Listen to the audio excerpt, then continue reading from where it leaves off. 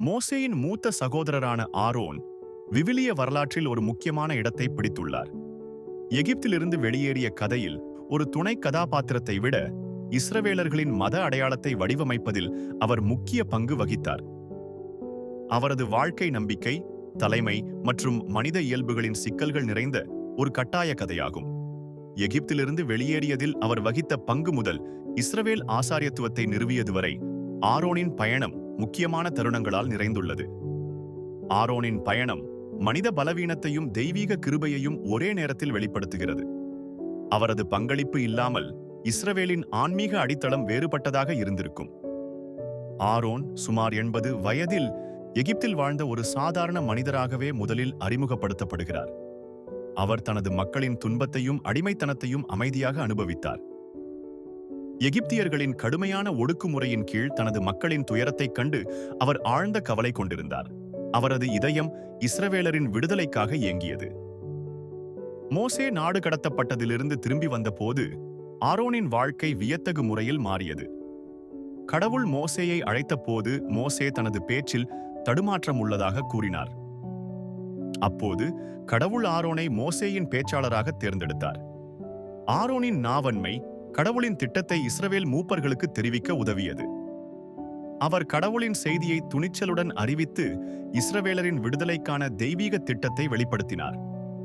Aaron மோசேயின் குரலாகவும் கடவுளின் செய்தியை மக்களுக்கு கொண்டு செல்பவராகவும் மாறினார். ஆரோன் மோசேயுடன் இணைந்து பார்வோனிடம் கடவுளின் கோரிக்கைகளை துணிச்சலுடன் முன்வைத்தார். எகிப்திய ஆட்சியாளரின் ஆணவத்தையும் பிடிவாதத்தையும் அவர்கள் எதிர்கொண்டனர். பார்வோனின் இதய கடினத்தன்மைக்கு எதிராக ஆரோன் கடவுளின் வல்லமையை வெளிப்படுத்தினார்.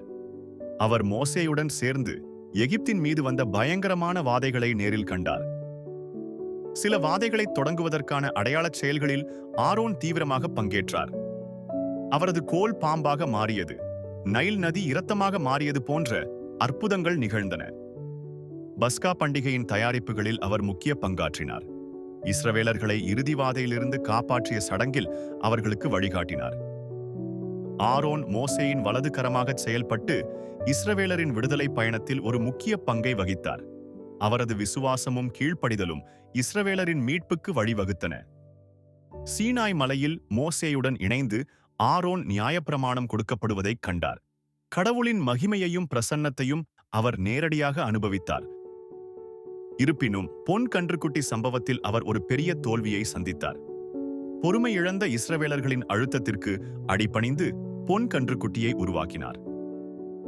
இந்த சிலை வழிபாடு ஆரோனின் மனித பலவீனத்தை வெளிப்படுத்தியது. கடவுளின் கட்டளைகளை அறிந்திருந்தும் அவர் மக்களின் விருப்பத்திற்கு இணங்கினார். இந்த செயல் அவரது விசுவாசத்தில் ஒரு பெரிய சறுக்கலாக அமைந்தது. ஆனால் கடவுளின் கிருபை அவரது தவறை மன்னித்து அவரை மீண்டும் பயன்படுத்தியது. இந்த சம்பவம் கடவுளின் ஊழியர்கள் கூட தவறிழைக்கக்கூடியவர்கள் என்பதை நமக்கு நினைவூட்டுகிறது. ஆனால் கடவுளின் இரக்கம் எப்போதும் நிலைத்திருக்கிறது. தனது தவறு இருந்த போதிலும் கடவுள் ஆரோனை இஸ்ரவேலின் முதல் பிரதான ஆசாரியராக தேர்ந்தெடுத்தார். இது கடவுளின் அளவற்ற கிருபையையும் மன்னிப்பையும் காட்டுகிறது. அவரது புனிதமான பணிக்காக விரிவான ஆடைகளுடன் அவர் பிரதிஷ்டை செய்யப்பட்டார். இந்த ஆடைகள் அவரது அதிகாரத்தையும் கடவுளுக்கு முன்பாக அவரது தனித்துவமான நிலையையும் குறிக்கின்றன. ஆரோன் ஆசரிப்பு கூடாரத்தில் ஊழியம் செய்து சடங்குகளை செய்தார். அவர் இஸ்ரவேல் மக்களுக்காக கடவுளுக்கு முன்பாக பரிந்து பேசினார். மக்களின் பாவங்களை நிவர்த்தி செய்ய அவர் பலிகளை செலுத்தினார். ஆரோன் கடவுளுக்கும் மக்களுக்கும் இடையில் ஒரு பாலமாக செயல்பட்டார். அவர் தனது மகன்களுக்கு ஆசாரியத்துவ பணிகளை பயிற்றுவித்தார். இதன் மூலம் ஆசாரியத்துவத்தின் ஒரு பரம்பரை வரிசையை நிறுவினார். ஆனால் அவரது மகன்களான நாதாப் மற்றும் அபியூவின் மரணத்தால் அவர் ஒரு துயரத்தை எதிர்கொண்டார். அவர்கள் கடவுளின் கட்டளைகளை மீறி அந்நிய அக்னியை செலுத்தியதால் மரித்தனர்.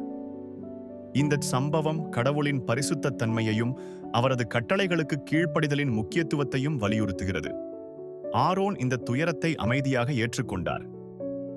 கோராகின் கலகத்தின் போது ஆரோனின் அதிகாரம் சவால் செய்யப்பட்டது. கோராகும் அவனது கூட்டாளிகளும் ஆரோனின் ஆசாரியத்துவத்தை எதிர்த்தனர்.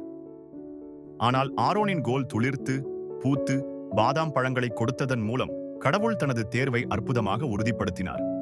இது ஆரோனின் ஆசாரியத்துவத்தை நிலைநிறுத்தியது. அவர் 40 ஆண்டுகளாக இஸ்ரவேலர்களுடன் வனாந்தரத்தில் பயணம் செய்தார். இந்த நீண்ட பயணத்தில் அவர் பல கஷ்டங்களையும் சவால்களையும் சகித்தார். ஆரோன் தனது பயணத்தின் முழுவதும் உண்மையுடன் ஊழியம் செய்தார். அவர் இஸ்ரவேலரின் ஆன்மீக தலைவராக தொடர்ந்து செயல்பட்டார். ஓர் மலையில் அவர் தனது ஆசாரியத்துவத்தை தனது மகன் எலெயாசருக்கு கொடுத்தார்.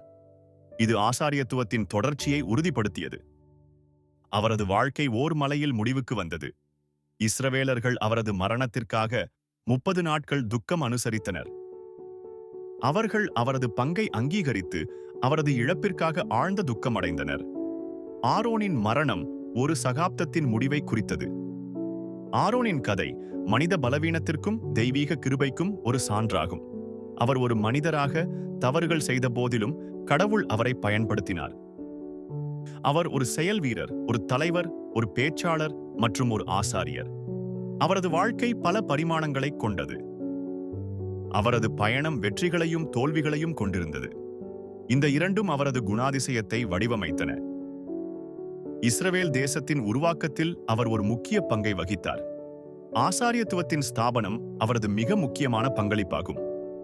கடவுளை சேவிக்க அழைக்கப்பட்டவர்கள் கூட மனிதர்கள் என்பதை ஆரோனின் வாழ்க்கை நினைவூட்டுகிறது. அவர்கள் பெரும் விசுவாசத்தையும் பலவீனமான தருணங்களையும் கொண்டிருக்க முடியும். ஆரோன் கடவுளின் கிருபையின் ஒரு வாழும் எடுத்துக்காட்டு.